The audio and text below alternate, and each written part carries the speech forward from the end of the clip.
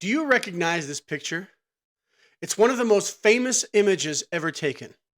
One man standing in front of some tanks in a moment that shocked the world. But here's the question. Why is there no major movie about this picture? Hollywood has made films about almost every major historical event. So why not this one? Think about it. Hollywood has made movies about other events. The Boston Marathon bombing got Patriots Day. The Miracle on the Hudson became Sully. Do you know how many movies there are about the Titanic? There are dozens. Here are just a few of them. Titanic from 1997, the James Cameron epic starring Leonardo DiCaprio and Kate Winslet. The highest grossing Titanic film and the most famous depiction of the disaster. Titanic 2 from 2010, a low-budget disaster movie about a fictional luxury liner. Titanic 2, which follows the same doomed path as the original ship. Absurdly bad CGI and a disastrous plot. But a must-watch if you like B-movies.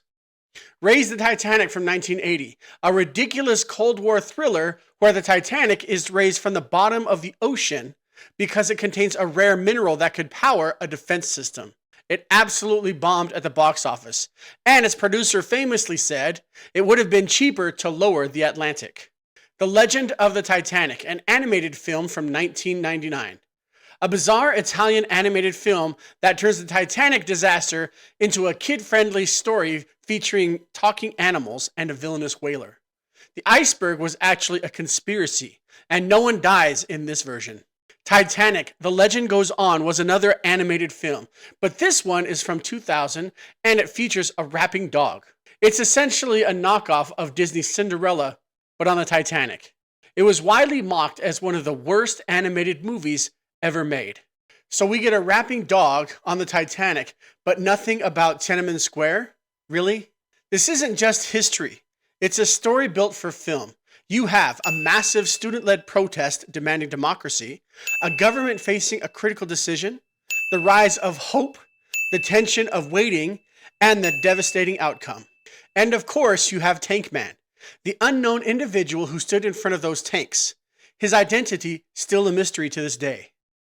This is the kind of moment that Hollywood lives for, yet the industry has been silent. There are even several books that a studio could use as the source material. The People's Republic of Amnesia by Louisa Lim. The Gates of Heavenly Peace by Jonathan D. Spence. But probably the best book about that event is the book Tiananmen Square by Lai Wen.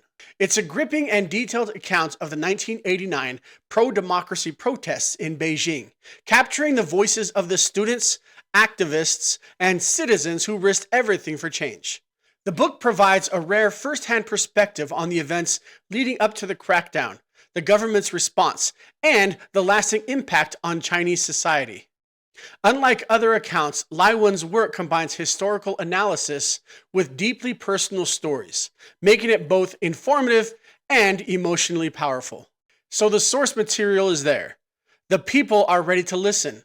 Let's get a movie. But what do you think? Should there be a movie about Tiananmen Square? And if there was one, who should direct it? Maybe this guy should. Let me know in the comments, and we'll see you on the next frame.